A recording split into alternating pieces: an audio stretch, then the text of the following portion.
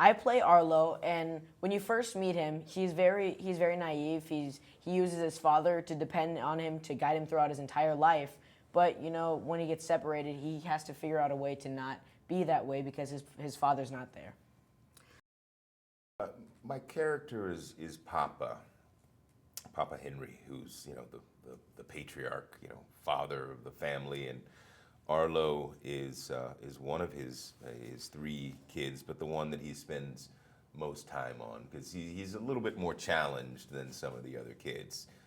He's got to overcome his reservations, his fears, and so Poppa really takes a great deal of time and concern with him. And so the relationship is about the challenges of fatherhood, of challenges of parenting, and those steps that we take to nurture our children when they need it, and just about that bond of love between father and son. That's really what what it's all about at its core. The simple things, love, family, responsibility, and all those things.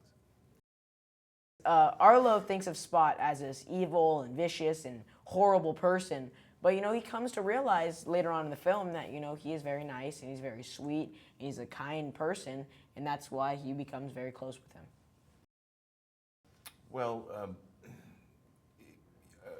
Spot becomes new family, found family for Arlo, and their relationship is one of mutual need. They become each other's caretaker, and I think though what's the wonderful balance for Arlo's character is that once he carries on his journey with Spot, and at the end of that journey, he finds himself to be a slightly younger reflection of his father.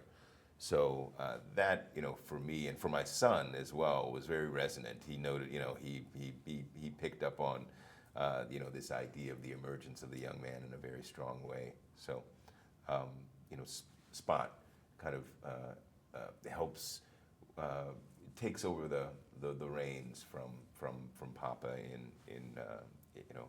on this journey of Arlo's. It really, Pixar Animation Studios, wow, it's really a dream come true to work with them.